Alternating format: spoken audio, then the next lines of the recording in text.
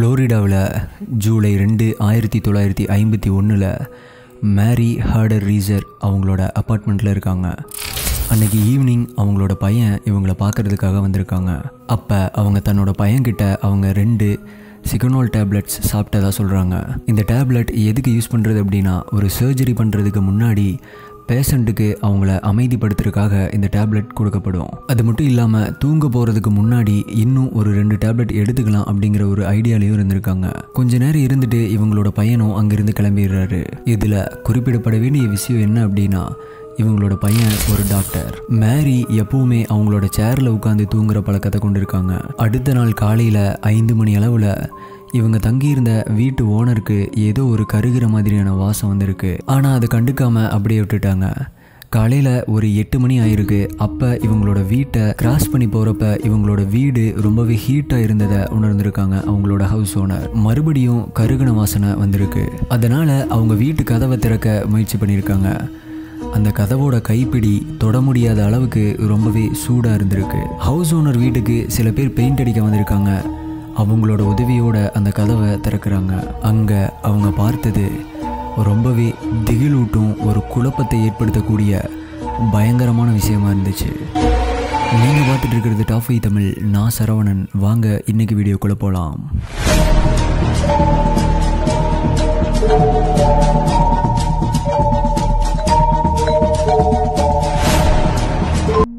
அந்த house owner வீட்டுக்கு paint அடிக்க வந்த சில பேரோட உதவியோட அந்த கதவை திறக்கிறாங்க.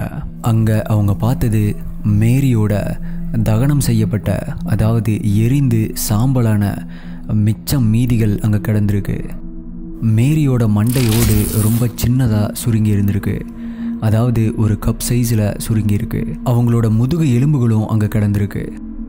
ஆனால் ரொம்பவே கொடூரமான விஷயம் என்ன அப்படின்னா, மேரியோட இடது கால் அவங்க போட்டிருந்த செருப்போட எந்தவித காயங்களும் இல்லாமல் அங்கேயே கிடந்திருக்கு. அவங்களோட மற்ற பாடி பார்ட்ஸ் எல்லாமே முழுவதுமாக சாம்பலாக இருந்துச்சு. இந்த கேஸில் ரொம்பவே வினோதமானது என்ன அப்படின்னா, மேரியோட சாம்பலான உடல் பக்கத்தில் சுற்றி இருந்த விஷயங்கள் தான். தகன நிபுணர்களின் கூற்றுப்படி மேரியோட உடல் கிட்டத்தட்ட 3000 டிகிரி செல்சியஸில் தொடர்ந்து 3 to 4 மணி நேரம் இருந்திருக்கணும் அப்படின்னு சொல்லப்படுது. வினோதமான விஷயம் என்ன அப்படின்னா, அந்த அப்பார்ட்மெண்ட்டில் இவங்களை சுற்றி இருக்கிற எந்த ஒரு பொருட்களுமே சேதமடையலை. அதாவது 3000 டிகிரி செல்சியஸ் வெப்பநிலையில் பக்கத்தில் இருந்த எந்த ஒரு பொருட்களும் எரியலை. அவங்க உட்கார்ந்துட்டு இருந்த சேர் பக்கத்தில் இருந்த செவுரு மட்டும் தீயினால கருப்பாகி இருக்கு. பக்கத்தில் இருந்த மெழுகுவர்த்திகள் உருகி இருக்கு. அதே மாதிரி பக்கத்தில் இருந்த நியூஸ் பேப்பர்களுக்கு எதுவுமே ஆகல. இந்த அளவுக்கு வெப்பநிலை இருந்தும் பக்கத்தில் இருக்க யாருக்குமே இது தெரியாம இருந்திருக்கு. அந்த இடத்துக்கு வந்த தீயணைப்பு வீரர் என்ன சொல்லியிருக்காரு அப்படின்னா, என்னால அந்த இடத்துல நிக்க கூட முடியல, அந்த அளவுக்கு அந்த இடத்துல ஹீட் இருந்துச்சு அப்படின்னு சொல்லியிருக்காரு. டாக்டர் வில்டன், ப்ரொஃபஸர் ஆஃப் ஆந்த்ரோபாலஜி, இதை பற்றி என்ன சொல்கிறாரு அப்படின்னா, இது ஒரு மிகப்பெரிய குழப்பத்தை ஏற்படுத்தியது அப்படின்னும், சாம்பலாகிற அளவுக்கு இவங்களோட உடல் எரிந்திருக்கு அப்படின்னா அந்த அப்பார்ட்மெண்ட் முழுவதுமே எரிந்திருக்கணும். ஆனால் அப்படி ஆகலை. இது ரொம்பவே குழப்பத்தை தருகிறது அப்படின்னு சொல்லியிருக்காரு. கிட்டத்தட்ட 30க்கும் மேற்பட்ட இந்த மாதிரி தீயினால் எரிந்து இறந்து போன சம்பவங்களில் இறந்து போனவங்களோட மண்டையோடு ஒன்று வீங்கி பெரியதாக மாறிவிடும், அல்லது வீங்கி வெடித்து சிதறிடும் அப்படின்னும், இந்த மாதிரி சின்னதாக மாறினதை பார்த்ததில்லை அப்படின்னும், இது ரொம்பவே சந்தேகத்தை ஏற்படுத்துது அப்படின்னு சொல்கிறாரு. இன்வெஸ்டிகேட்டர்ஸ் அந்த தரையில் இருந்த கம்பளி, அந்த சேர், அது மட்டும் இல்லாமல் அங்கிருந்த புகைப்படிமங்கள், இது எல்லாத்தையுமே FBI லேபுக்கு ஆய்வுக்கு அனுப்புகிறாங்க. ஆனால் சந்தேகப்படும்படியாக எந்த ஒரு ஆதாரமும் அதில் கிடைக்கல. அதில் அவங்களுக்கு கிடைச்சது எல்லாமே அந்த கம்பளியில் மேரியோட உருகிய கொழுப்பு. இது எல்லாமே இந்த கேஸை ரொம்பவே மர்மமாக மாற்றிச்சு.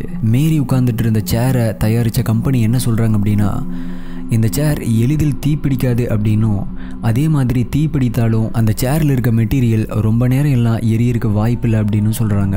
ஏதாவது மின்கசிவு ஏற்பட்டிருக்கலாம் அப்படிங்கிற ஒரு சந்தேகமும் இருந்துச்சு.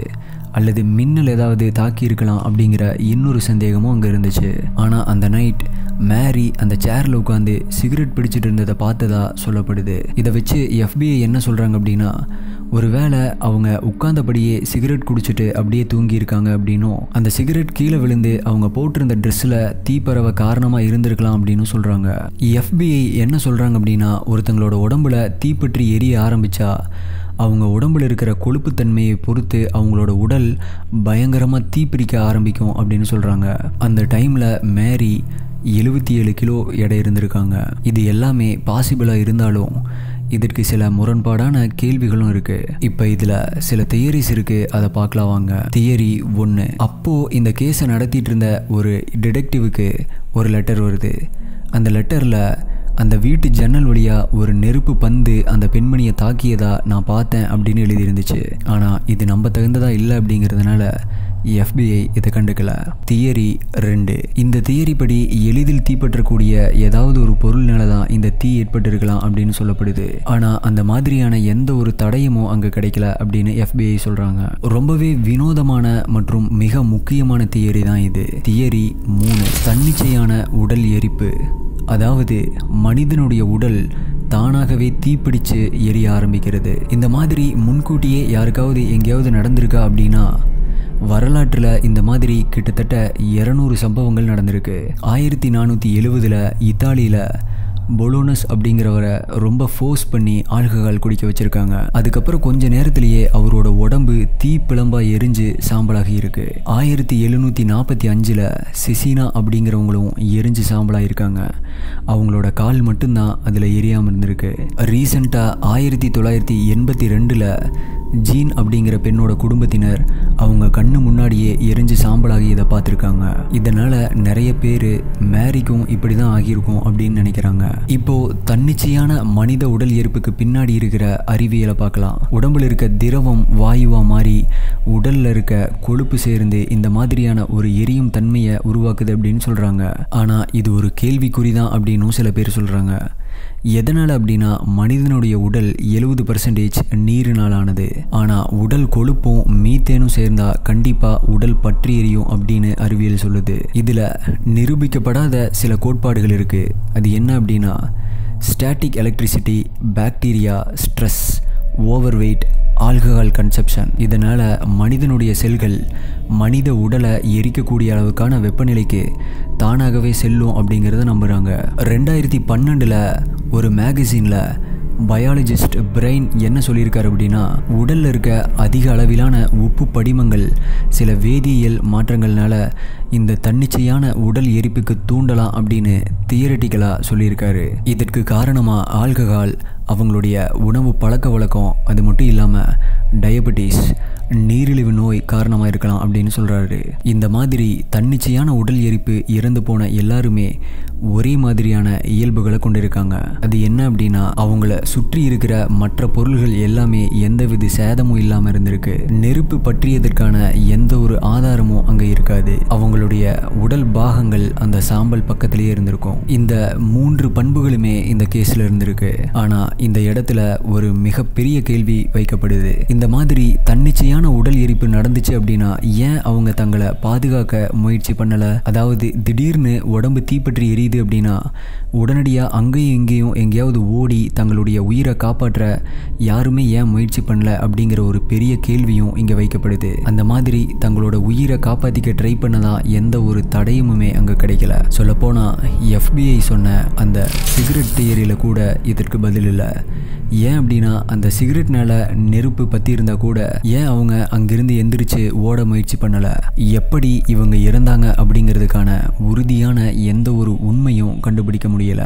அந்த சேரில் உட்கார்ந்துருக்கும் போது அந்த சிகரெட்னால தான் தீப்பிடிச்சு இறந்தாங்களா, அல்லது அவங்களுடைய உடல் தானாகவே தீப்பிடிச்சு எரிஞ்சு இறந்தாங்களா, அல்லது இப்போ வரைக்கும் நாம் கண்டுபிடிக்க முடியாத ஏதோ ஒன்று அங்கே நடந்துச்சா? கடைசியில் இதில் இன்னொரு தியரியும் இருக்குது. 3000 டிகிரியில் ஏற்பட்டு இருக்கிற வெப்பம், அதே மாதிரி சுற்றி இருக்க எந்த ஒரு பொருளுக்கும் அதிகபட்சமான எந்த ஒரு சேதமும் ஏற்படாத நிலை, இது எல்லாமே வேற்று கிரகத்தோட ஏலியன்ஸ் கூட தொடர்பு பட்டிருக்கலாம் அப்படின்னு சொல்லப்படுது. இதில் எது உண்மையாக இருக்கும் அப்படின்னு நீங்கள் நினைக்கிறத கீழே கமெண்ட்டில் மறக்காமல் சொல்லுங்கள். ரீசெண்டாக போட்ட எல்லா வீடியோஸோட கமெண்ட்ஸுக்கும் ரிப்ளை வீடியோ கூடிய சீக்கிரம் நம்மளோட சேனலில் வரும். இதே மாதிரி இன்னொரு வீடியோவில் மீட் பண்ணலாம்.